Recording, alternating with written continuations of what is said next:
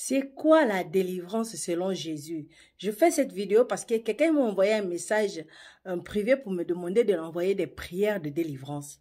Et je me suis dit non, il faudrait que j'éclaircisse encore ce point de délivrance. C'est quoi la délivrance? Ésaïe chapitre 61, verset 1 nous dit: L'Esprit du Seigneur, l'Éternel, est sur moi, car l'Éternel m'a oint pour porter de bonnes nouvelles aux malheureux. Il m'a envoyé pour guérir ceux qui ont le cœur brisé, pour proclamer aux captifs la liberté et aux prisonniers la délivrance. Ça, c'est la déclaration de mission de Jésus. Donc, la liberté des captifs est proclamée. Ce n'est pas une prière, ce n'est pas un jeûne, ce n'est pas une procédure, ce n'est pas les mains d'un pasteur, c'est une proclamation, une déclaration, un enseignement. Tu ne pries pas les prières de délivrance. Non. Tu n'as pas besoin de prier les prières de délivrance. Tu n'as pas besoin de faire des jeûnes de délivrance. Tu n'as pas besoin de faire des séances de délivrance. Tu n'as pas besoin de tout ça là. La délivrance est un enseignement. Parce que la délivrance est enseignée. Pour que les hommes puissent croire, pour être sauvés. Le salut, c'est la délivrance.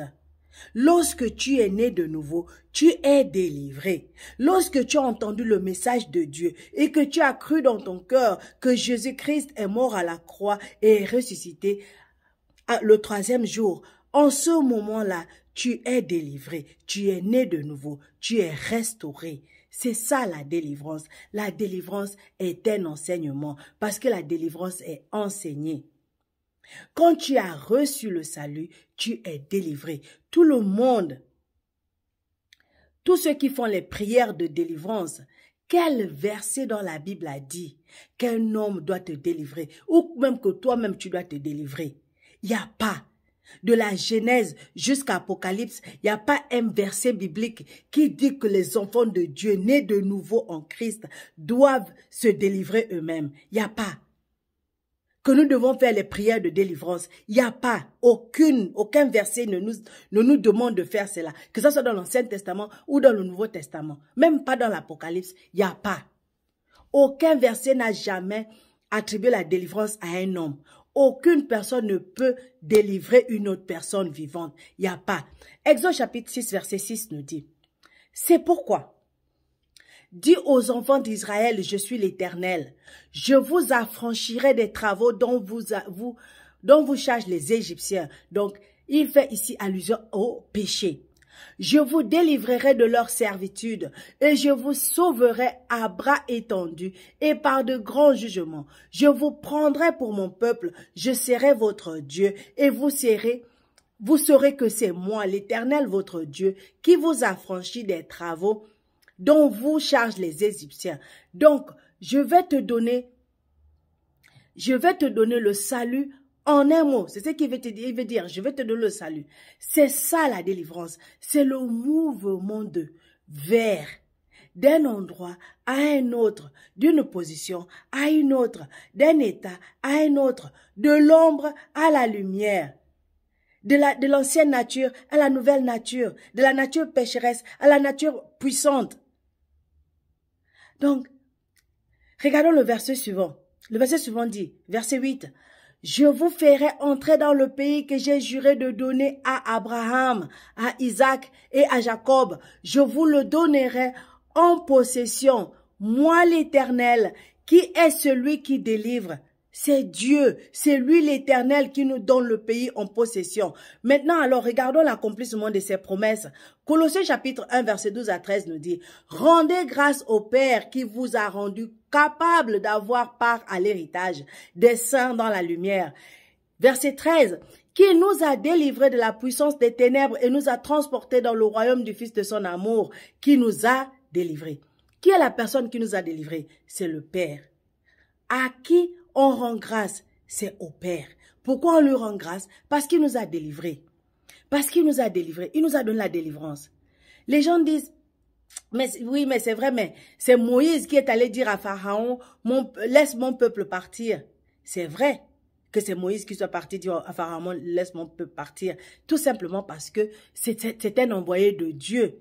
Il n'y a qu'un envoyé de Dieu qui peut dire aux gens que tes péchés te sont pardonnés. Et quand ils croient en ce message, il est délivré. Jésus le délivre. C'est pourquoi Jésus dit dans Marc chapitre 16, verset 16 à 17, il dit, « Celui qui croira et qui sera baptisé sera sauvé, donc sera délivré. Mais celui qui ne croira pas sera condamné.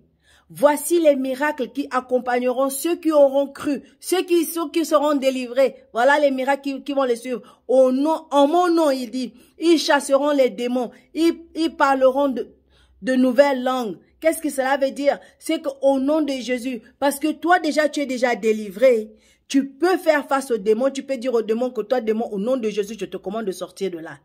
Je te commande de sortir de là, je te commande de sortir de ma vie, je te commande de dégaper de la vie de cette personne. C'est pas parce que tu déclares, tu commandes aux démons de partir que tu fais la délivrance. La délivrance, tu l'as déjà reçue le jour que tu as reçu Jésus comme ton sauveur et Seigneur.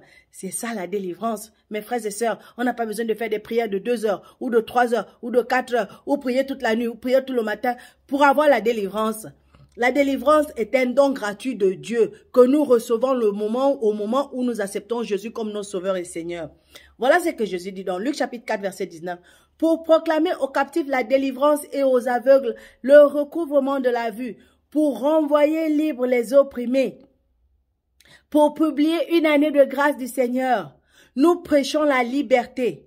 Nous ne prions pas la liberté. Nous prêchons la délivrance. Nous ne prions pas la délivrance. La délivrance n'est ni une prière, ni un service, ni un jeûne, ni un ministère. Il n'y a pas de ministère de délivrance dans la Bible. De la Genèse à Apocalypse, tu ne vas nulle part trouver un ministère de délivrance parce que ça n'existe pas. La délivrance, c'est la responsabilité du Père. C'est la responsabilité de Dieu pour nous. Parce que la délivrance est prêchée pour que les gens puissent croire, pour être sauvés. Le salut, c'est la délivrance. Dans les ministères que Dieu a donnés à l'Église, il n'y a pas de ministère de délivrance. Quel ministère a-t-il donné? Éphésiens chapitre 4, verset 11 à 16 nous dit, « Et il a donné les uns comme apôtres, les autres comme prophètes, les autres comme évangélistes, les autres comme pasteurs et docteurs. » Pourquoi? Verset 12, « Pour le perfectionnement des saints, en vue de l'œuvre du ministère et de l'édification du corps de Christ. » Verset 13, « Jusqu'à ce que nous soyons tous parvenus à l'unité de la foi et de la connaissance, et de la connaissance du Fils de Dieu, à l'état d'homme fait, à la mesure de la stature parfaite de Christ. » Donc la délivrance est un rajout au travail accompli à la croix par Jésus-Christ. Ce qui est une insulte, vraiment, c'est une insulte. C'est une insulte à la mort, au sacrifice de Jésus à la croix pour nous, pour nos péchés, et à la grâce libérée par ça. Mon frère, ma soeur, si tu cherches encore les pasteurs pour t'imposer les mains pour que tu sois délivré, ou si tu cherches encore les prières de délivrance, ou tu cherches encore les potions de délivrance, si tu penses que l'ennemi t'a tellement eu que tu as besoin de gêner pour être délivré, mon frère, ma soeur, je vais te dire aujourd'hui que tu auras la délivrance par la connaissance que tu auras de Jésus-Christ. Cherche à connaître Jésus-Christ. Cherche à connaître Jésus-Christ, tu seras délivré. Et donne ta vie à Jésus comme ton sauveur et Seigneur, tu seras délivré. Tu n'as pas besoin de tout ça.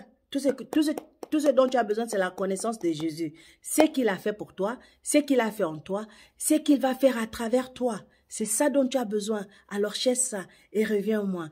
Abonne-toi et commente. Surtout, partage.